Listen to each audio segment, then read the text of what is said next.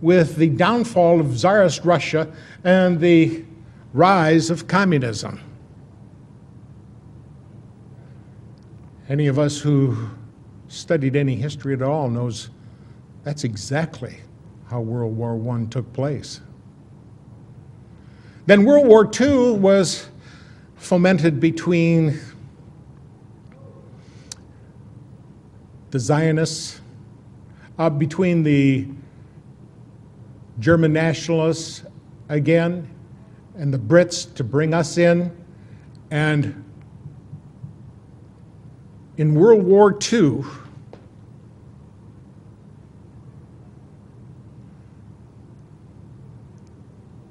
Israel was to be born. And the Zionists were given power.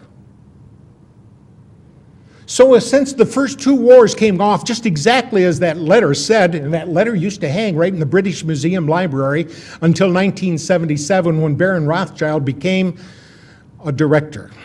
And as soon as he was on the board of directors, that letter disappeared from the library. Immediately.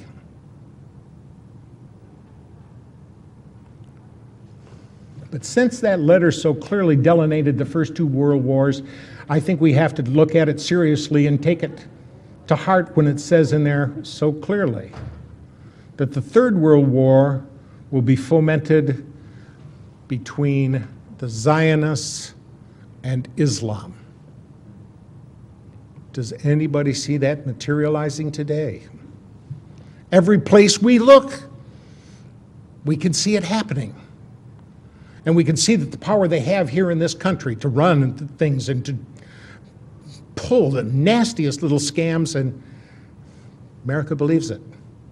Because they don't realize who it is that owns the newspapers. They don't realize who it is that owns the television. And sometimes they don't care. As long as there's going to be football on the Monday night and I got beer at hand, that's all that counts. Well, at least for a lot of people. And I think once they find that they have let their children and their grandchildren slip into tyranny, they may regret it. But regrets never come at the beginning, they always come at the end.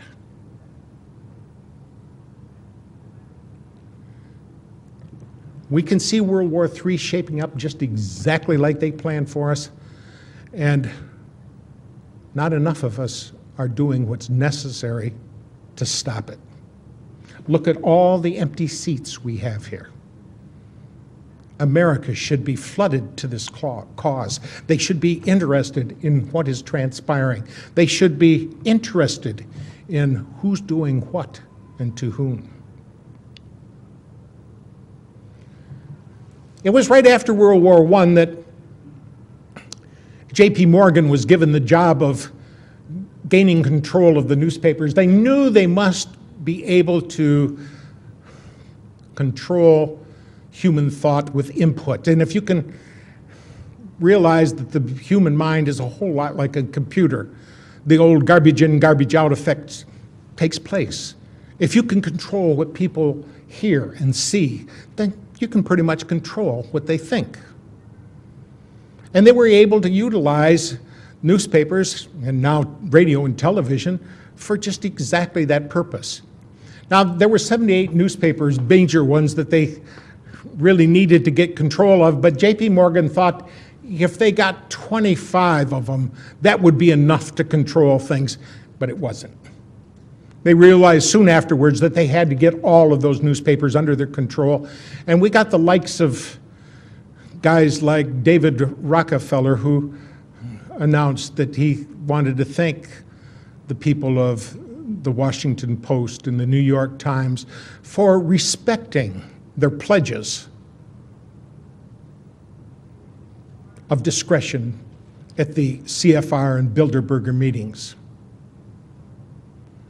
And he said if it wasn't for their discretion, it would not have been possible to prepare the world for a new world order. Oh, we heard George Bush say that a lot, didn't we? George Bush Sr. He was always talking about New World Order. When he went into Iraq, he said, this is much more than about one small country. This is about a big idea, about a new world order. There's a lot of people don't even know that on the back of their dollar bill where they see that all-seeing eye of the pyramid, what that means. They don't realize that's occult symbolism that was put in by these Satanists during the Roosevelt administration by his vice president, a guy by the name of Wallace.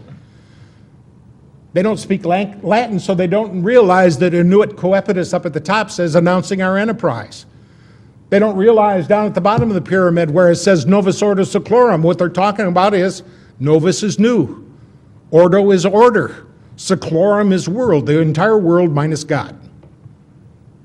So we're talking about a new world order without God.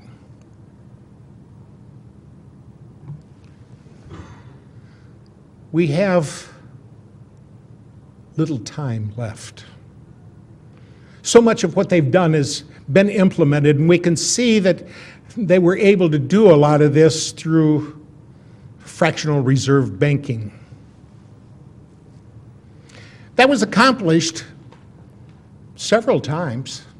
We had central banks here in America, even when they weren't supposed to be, when the people were against them.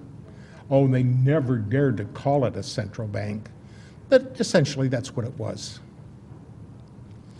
The War of 1812 was fought just because people weren't going to have a central bank, but by 1816, at the Treaty of Ghent, we had another central bank here in America.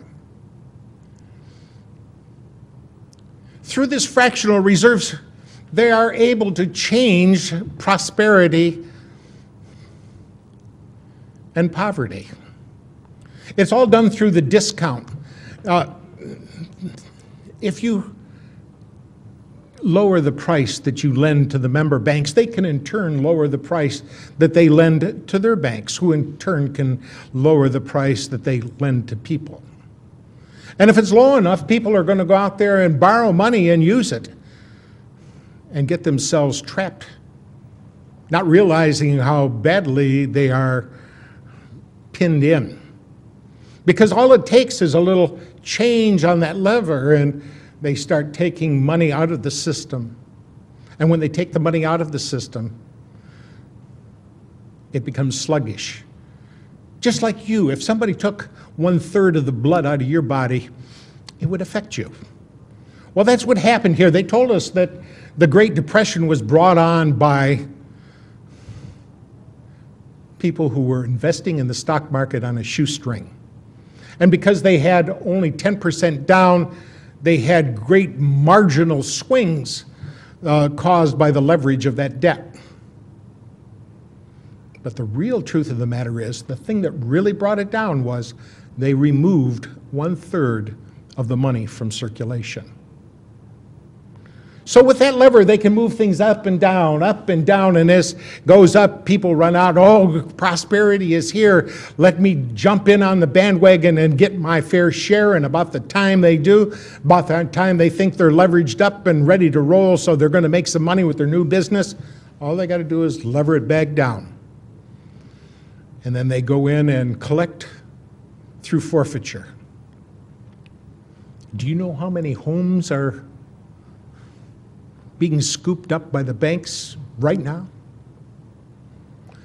I think it's so close to the end time game here, that some of these smaller bankers are going to find out that they're getting pinched in this thing too. See, it's only the fattest of the fat cats that they really intend to have survive and prosper. They're trying to wipe out the whole middle class. I don't feel like I'm middle class anymore. I feel like I have been reduced to the impoverished. Life is not the same as it used to be. We just do not have the same kind of prosperity that we once had. And if they can have their way, and I see no reason why people in authority with as much power and leverage as they've got, it's going to be difficult to stop them from having their way. We're all going to be reduced to abject penury. Life where you won't have too